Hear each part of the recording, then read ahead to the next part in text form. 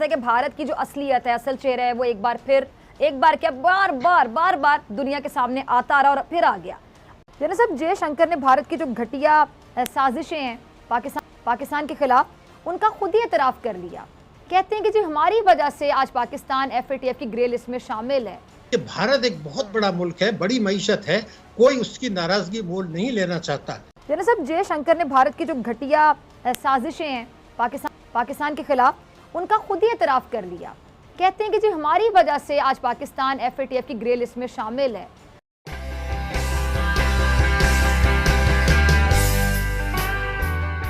आप कैसे देखते हैं इस मामले को? यानी भारत अपनी साजिशों का खुद ही एतराफ़ कर है, कोई पूछने वाला नहीं है भारत को।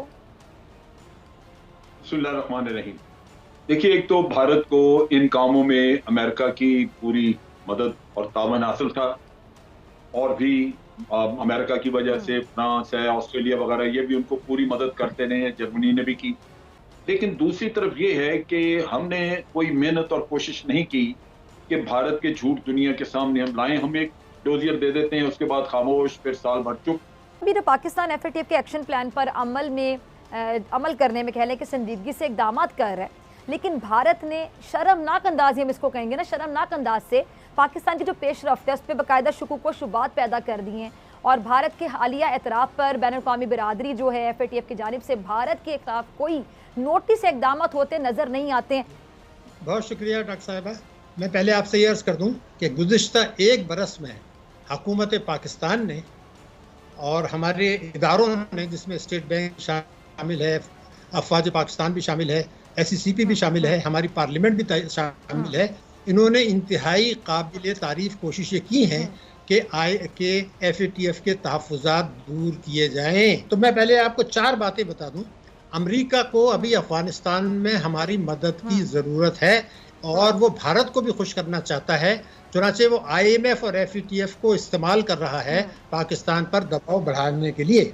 दूसरे कि हालिया महीनों में फ्रांस हमसे नाराज़ हुआ, आपको पता है, और EU भी नाराज़ हो गया। वो मजबूरी थी, ठीक था।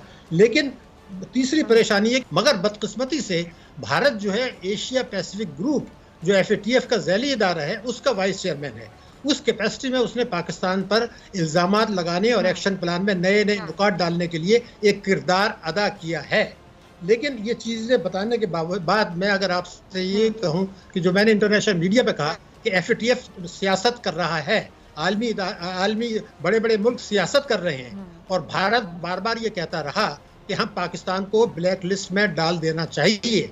लेकिन जो चीज़ मैं अब आपको बताने वाला हूँ ये है कि लीगल पोजीशन क्या है, थोड़ा सा हमें समझ लेना चाहिए। और आज जो उसके सदर हैं FATF के, उन्होंने ये कहा कि जब कोई मुल्क FATF में आ जाए ग्रे लिस्ट में, जो हम आए थे मगर गलत तरीके से आए थे, वो जवाज़ नहीं था मगर आ गए थे, लेकिन उनका कानून ये है, जो उनके सदर ने प्रेस कॉन्फ्रेंस में कहा कि जब एक मरतबा कोई मुल्क FATF की ग्रे लिस्ट में आ जाए तो जब तक वो 100% अमल दरामद नहीं करे, हम उसको ग्रे लिस्ट से बाहर निकाल नहीं सकते। अब ये बदनीयती है, सियासत है, वो अपनी जगह, लेकिन बहरहाल कानूनी नुक्ता मौजूद है। हम ये तस्लीम कर रहे हैं कि हमने 27 में से 26 नुकात पे अमल किया है, मगर 27वां नुक्ता इतना गलत है, इतना काबिल एतराज़ है, उससे हमारी जो है इंसानी हुकूक मुतासर होते हैं। हम लोगों के खिलाफ एक्शन लेने के लिए कहा जा रहा है जिन्होंने कोई जुर्म नहीं किया। तो आखिर एक मुल्क है, एक अदलिया है, दुनिया का 5वीं बड़ी ताकत है आबादी के लिहाज से, तो ये कोई तमाशा तो नहीं है कि आप जिसको चाहे जो है जेल के पीछे डाल दें, जिसके चाहे एहसास जब्त कर लें। तो ये बहुत मुश्किल काम है। लेकिन मैं ये सब कहने के बाद आपसे एक बात ज़रूर कहूँगा, लीगल पोजिशन रिमेंस, लेकिन हमें अब ये अपना घर ठीक करने की ज़रूरत है। देखिए, ये नुक्ते तो हैं, अभी 30 जून 2022 तक तो अभी पाकिस्तान से बाहर निकलने का मामला हो गया है ख़त्म, इसलिए कि उसके बाद फिर वो APG है, जिसका वाइस चेयरमैन है, उनके वक्त पाकिस्तान आएंगे और वो कहेंगे जी आपने जो अमल दरामद कर लिया है हम खुद चेक करेंगे। तो ये तो खेल शुरू है, लेकिन अब आप दुनिया से तो नहीं लड़ सकते, तो हमें अपना घर मेहरबानी करके ठीक करें। मेरे ख्याल से जो असल ख़तरा पाकिस्तान को है FATF में अगर हमें ग्रे लिस्ट में रखा है, मेरे लिए कोई फर्क नहीं पड़ता, सिवाय इसके कि हमारी साख मुतासर होती है। अगर कोई दुनिया ये समझता है कि पाकिस्तान जैसा बड़ा मुल्क इस झटके से कोई हिल जाएगा, तो हम ना हिले हैं, ना आइंदा हिलेंगे। ना हमारी मईशत पर कोई असर पड़ा, हमें IMF का कर्जा भी मिल रहा है, हमारी रेमिटेंसेज भी आ रही हैं, हमारे FDI भी आ रहा है, बाहर से सरमाकारी आ रही है, CPEC भी हो रहा है। वो अगर करना चाहते हैं कर लें, लेकिन साख को बहरहाल असर पड़ता है। मगर जिस खतरे की तरफ मैं इशारा कर रहा हूँ वो इनसे कई 100 गुना ज्यादा खतरनाक है। डॉक्टर शाहिद हसन सिद्दीकी साहब को भी सुना। जनरल साहब, अब ये ठीक है, ये बात तो सबको पता है कि भारत की जो असलियत है, असल चेहरा है, वो एक बार क्या बार बार दुनिया के सामने आता रहा और फिर आ गया। अब सवाल ये पैदा होता है कि क्या पाकिस्तान इस हवाले से कोई इक़दाम करेगा?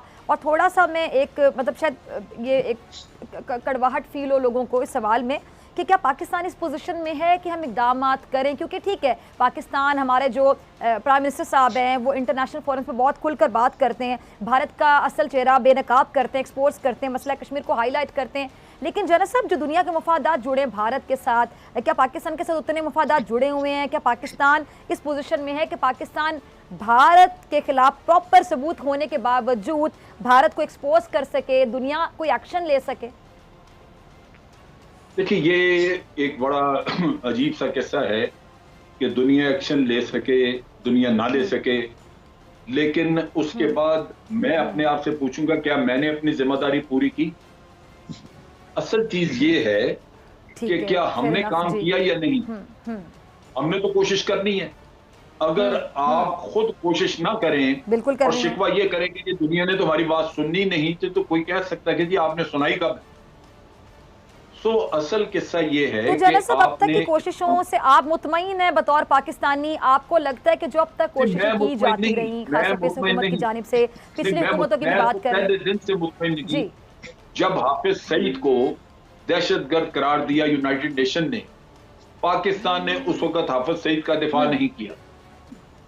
यूनाइटेड नेशन में उसको टेररिस्ट डिक्लेयर किया, जबकि अमेरिका ने यहाँ पे उसका हेड मनी रखा हुआ था कि कोई शख्स जो हमें ये बताएगा कि हाफिज सईद का बॉम्बे के वाक़े से क्या ताल्लुक है, तो उसको हम $1 करोड़ इनाम में देंगे। रेमंड डेविस को उन्होंने यहाँ रखा, एक नेटवर्क डेवलप किया उसने, और हाफिज सईद के बारे में वो ढूंढता रहा, यहाँ से शिवायत उसको कुछ नहीं मिला। तो पाकिस्तान दफा नहीं कर सका उसका। पाकिस्तान को भी तो यहाँ वहां बात करनी चाहिए थी कि जनाब इसको आप दहशतगर्द डिक्लेयर तब करें जब इसके बारे में कोई सबूत हो, शिवायत हो। आपने भी $1 करोड़ रखा हुआ है, आगे आपके पास सबूत कोई? तो किसी ने आज दिन तक अपने मुल्क के लिए तो बात की नहीं। ये अल्लाह तवक्कल जो होता है वो होता जाता है, अच्छा हो जाए या बुरा हो जाए। मुझे शिकवा इस चीज से है कि आपने अपने मफादात के लिए जो मेहनत करनी थी वो नहीं की। मैं आपको छोटी सी बात पे एक फर्क बताता हूं। शाह महमूद कुरैशी साहब की डिप्लोमेसी का मवाजना करें आप। जब फलस्तीन का वाकया निकला हुआ यहाँ पे, तो जो शाह महमूद कुरैशी साहब ने 7 दिन डिप्लोमेसी की थी, मुझे वो 7 दिन की बराबर कहीं कश्मीर के मामले में दिखा दें कभी किया उन्होंने? कभी वो न्यूयॉर्क में पाए जाते थे, कभी टर्की में पाए जाते थे, कभी कहीं भाग दौड़, और वो ऐसे लगता था कि आज सबसे बड़ा पाकिस्तान का मसला है यही, लेकिन जो सबसे बड़ा मसला है हमारा कश्मीर, उस पर कभी आपने देखा कि कभी किसी हमारे वजीर खारजा ने ये भागदौड़ की?